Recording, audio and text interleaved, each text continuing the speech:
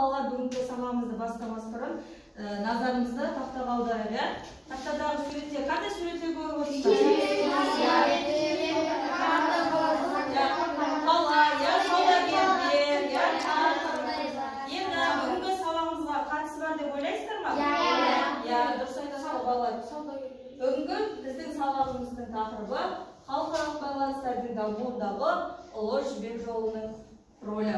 Енді сабағымыз ал енші балалар, бүгінгі сабағымызға байланысты кинометафора әдісі арқылы сабағымызбен таныс болайық. Видеоға назар аударып, тыңдап қарап отырыңыздар. Пайда болу тарихы.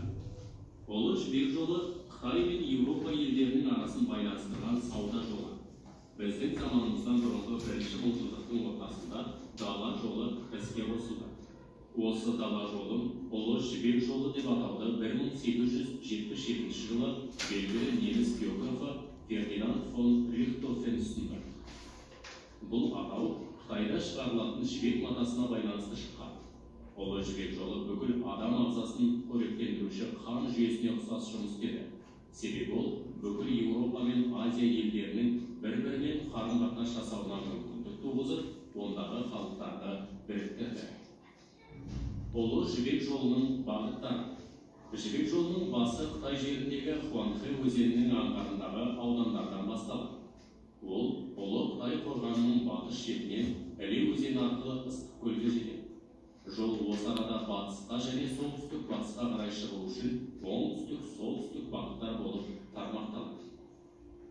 Ұлы Жібек жолының халықаралық қатынастағы тарихи маңызы. Жібек жолы халықтар арасындағы сауданың дамуына зор үлесін қосты.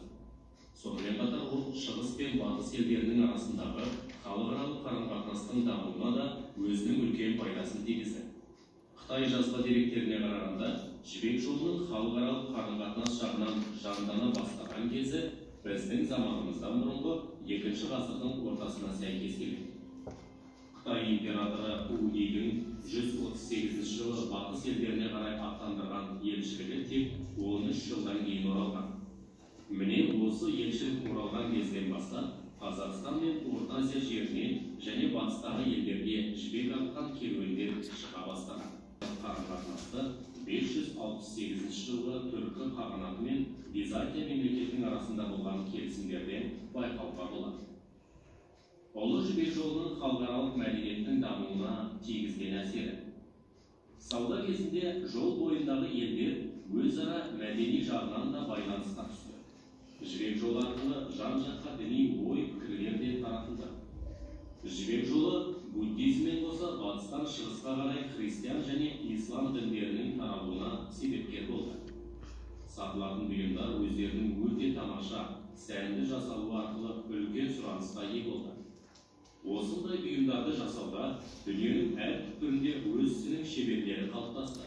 Мәселен, археологиялық қазба жұмысы кезінде атақты Византия шеберлерінің қолынан шыққан тамаша күміс құмыралар Тараз қаласынан табылса, Қытай фарфорынан жасалған әдемі ыдыстар Қазақстандағы Талғар, Испиджаб, Отырар сияқты орта ғасырлық қалалардан көптеп табылған.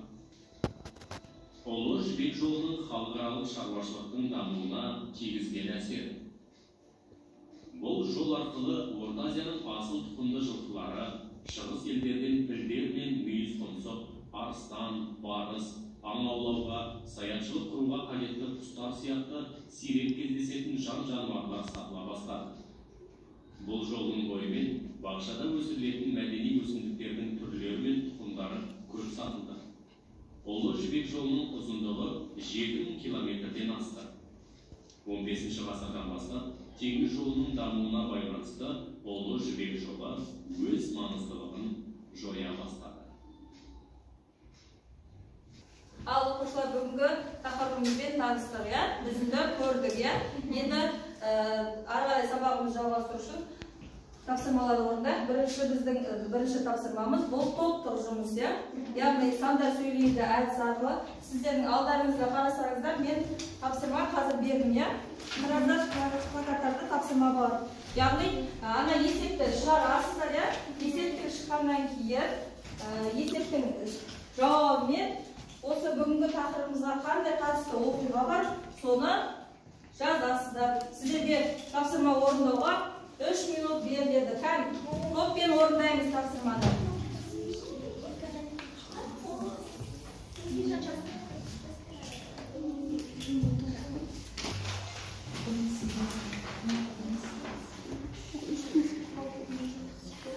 Оқушылар 3 минут, 2 минут дайындап аласыздар, 1 минут қорғайсыздар. Қай топ бірінші бітеді, шығып.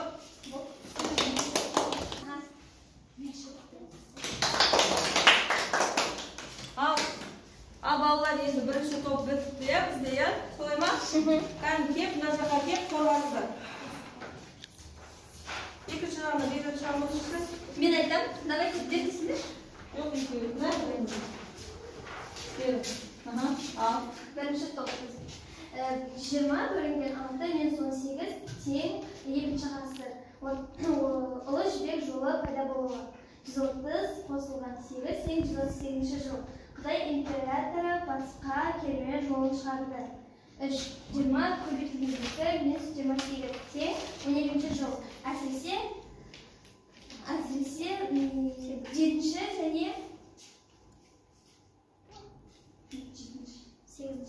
8-ші ғасырлардың ортасында халықаралық байланыс пен сауда-саттықтың көптен дамуы жерінен керуен сарайлар көптен алынды. Ал, кәне балалар, мына жерде бірінші топқа 3 есеп берілді. Бірінші есептің жауабы бойынша 2 деген, екінші есептің жауабы бойынша 138 жыл деген, үшінші есептің жауабы бойынша 12-ші ғасыр деп берген. Яғни жауаптары дұрыс па? Дұрыс, екінші ғасырда ұлы жібек жолы пайда болған. Жарайсыздар, бірінші топ орындарыңызға отыра беріңіздер. Келіңіздер, екінші топ.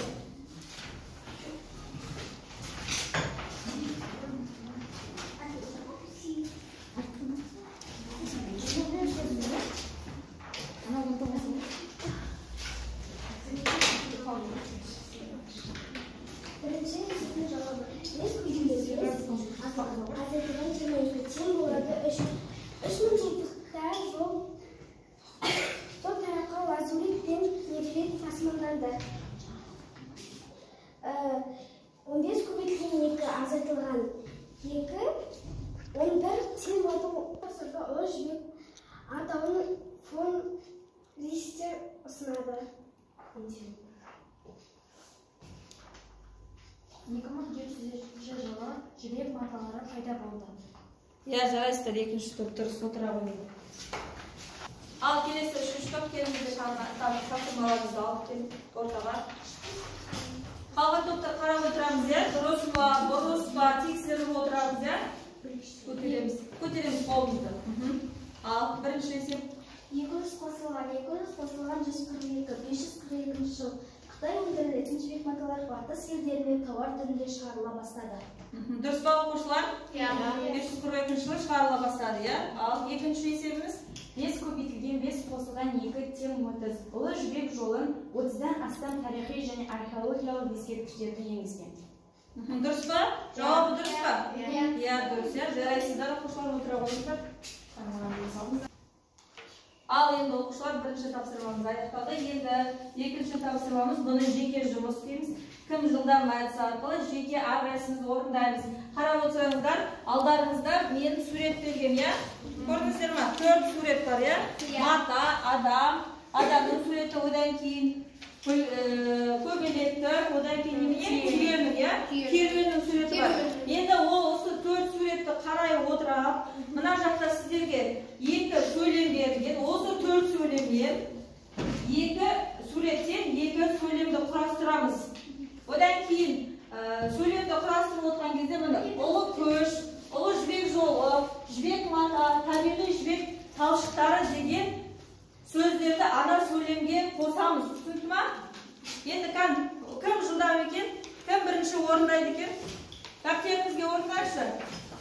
Тек сөйлемді. Оқушылар, одан кейін осы тапсырманы орындауға сіздерге 1 минут уақыт беріледі. 1 минуттың ішінде әрқайсымыз жеке-жеке орындаймыз. Тапсырманы. Иә. Бірінші біздегі мен тапсырманы бітірген Қазына етіна. Қазына бірінші сөйлемді оқи қой. 1977 жылы белгілі неміс географы Фердинанд фон Рихтхофен ұлы жібек жолы деген атауды ұсынды. Яғни, ана жерде бізге керекті сөзге қандай сөз алдық, сонда бірінші сөйлемге ұлы жібек жолы деген атауды ұсынды, иә? Дұрыс па? Иә, жарайсыз. Қазына отыра қойыңыз. Ал екінші тапсырманы кім? Екінші сөйлемді кім аяқтады? Айрат, сіз етін, иә?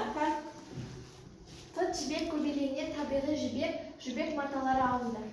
Табиғи. Ал екені айтшы. Тот жібек көбелегінен табиғи жібек талшықтары алынады. Иә, дұрыс па? Иә, дұрыс, иә. Ал оқушылар ондай болса, келесі тапсырмалы көшеге. Яғни, мына жерде сізде тақтада беріп тұр, иә? Бұл жұптық жұмыс, жұп-жұп болып екі адамнан орындайсыздар. Сәйкестендіру әдісі арқылы мына жерде сіздерге сөздер беріп тұр. Осы сөздерді бір-бірімен дұрысын сәйкестендіресіздер, иә? Енді осыны орындарыңыздар. Алдарыңызға жұп-жұп пен екі адамнан орындарыңыздар. Балалар, тез-тез жылдамырақ қимылдаймыз. 2 минуттың ішінде орындап бітеміз, иә? Яғни бір-біріне керекті сөз.